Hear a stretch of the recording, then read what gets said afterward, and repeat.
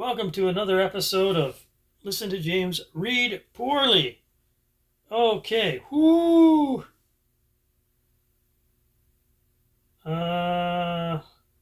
Okay. So the way this is written, it sounds like it's being spoken by the man himself. This is number 99, Wayne Gretzky, coming in with a hat trick. Don't know what that has to do with whiskey, but it's a hockey thing. Not a huge hockey guy, but you know what? Gretzky is like Canada's Tom Brady. Like pretty much everybody loves him. Let's talk about his whiskey. He's got a couple. They have the maple cask. I've done a video on a hot toddy I made with the maple cask.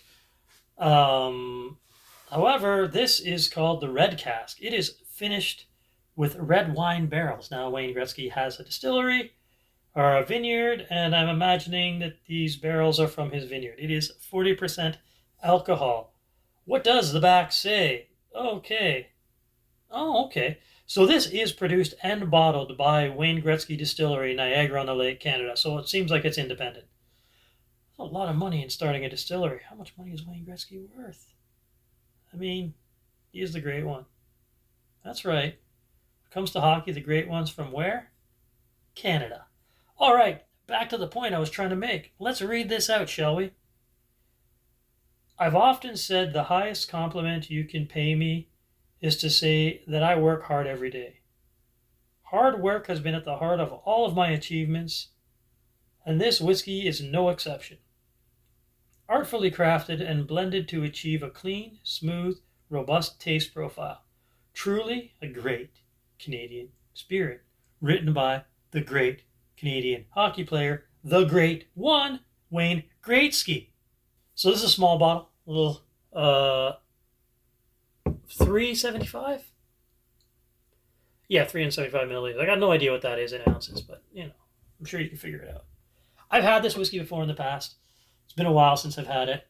I have very few memories of the flavor profile, and to be fair, as I was walking down to my rustic office, as I like to call it, I just got a whiff out of the glass. And the nose presents much better than I remembered. Sweet, bright, cherry, almost bourbon.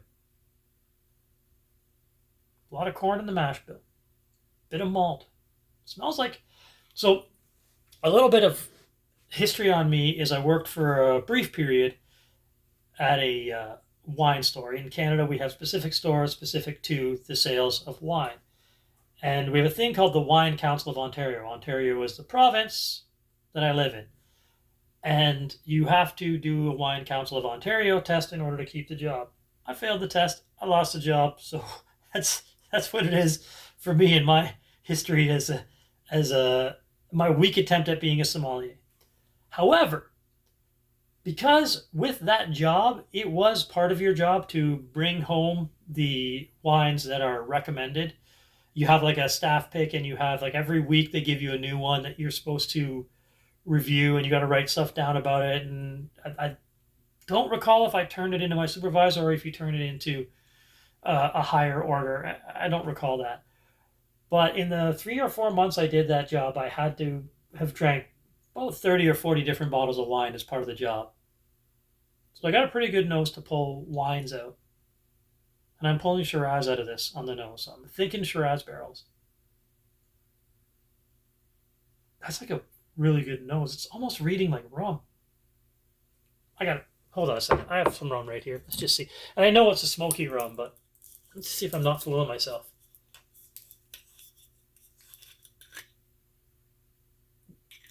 Not quite. Not quite. It's reading as cheaper, shittier rum than that. More like a Bacardi Silver. A little bit. It's very perfumey. Like really, if a lady walked by and this was her fragrance minus the alcohol, just like the bouquet, I'd be like, wow, that is a nice... There's some citrus in there. Yeah, like citrus, ripe berries, cherry. Okay, I've said in the past that, Wayne Gretzky's makes a decent whiskey for a decent price, but this nose, is up there with some of the better noses I've had in Canadian whiskey. Canadian whiskey is kind of arse. Let's see what it tastes like.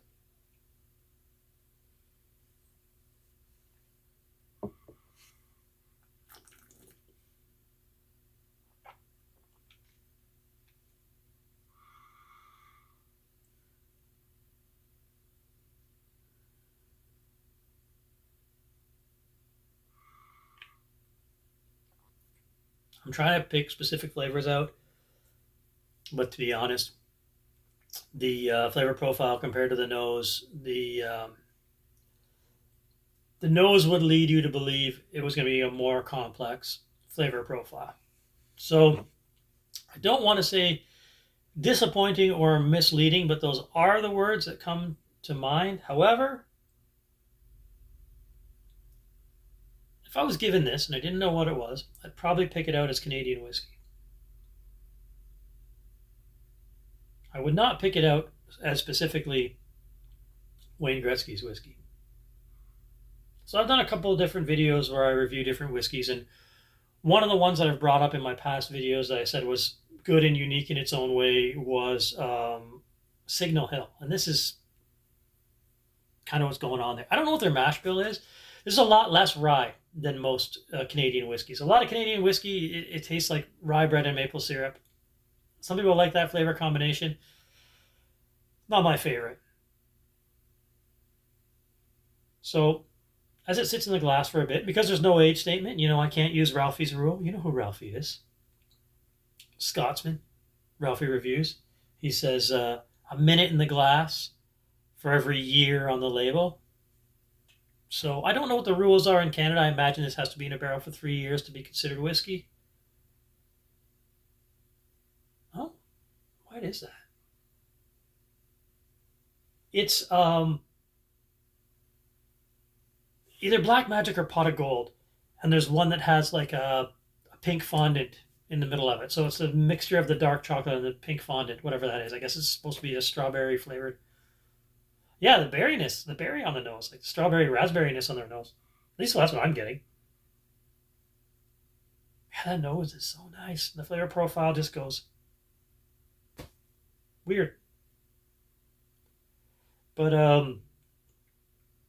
Mr. Gretzky there is not putting out a bad whiskey. In comparison to most Canadian whiskeys I've had, this is quite a bit better. Yeah, it smells almost like it's flavored, but doesn't taste like it.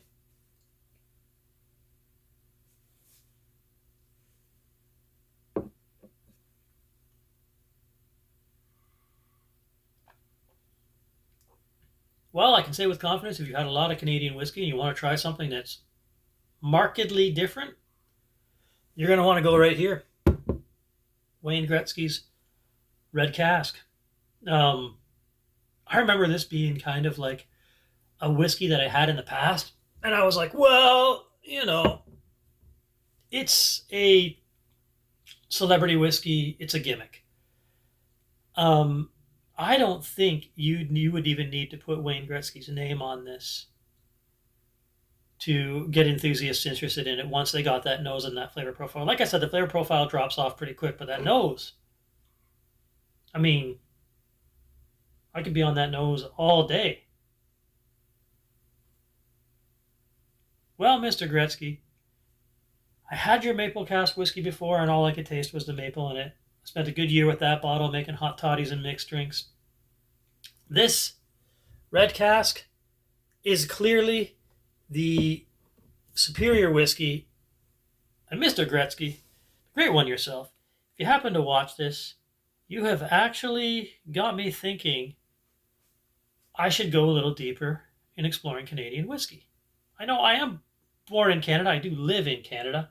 But I've never been a huge fan of Canadian whiskey. In fact, it took me a long time to get into whiskey because I was always drinking Canadian whiskey, which isn't great.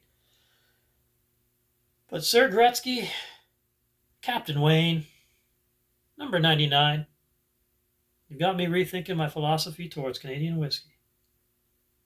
And that I appreciate.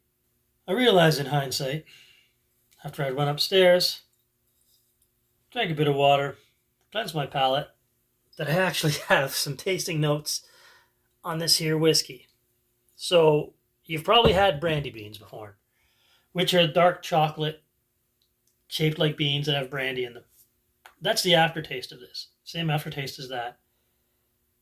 Right up front, it's mostly like your grains. Um, I'm gonna guess there's more corn in that than there is like rye and other things. Uh, but really, the finish, it does have a reasonably long finish. It's a bit sour on the side of the tongue, but overall, it's like eating. The aftertaste, I'd say, would be something like raspberry dark chocolate or strawberry dark chocolate. Pretty interesting. Nice finish. Good up front. I don't think it's that expensive either, so I'll probably add the price to this video. Maybe just like do, and you'll know. I am the clever peasant. Like, subscribe, join me on this journey. I'd be happy to have you. Cheers.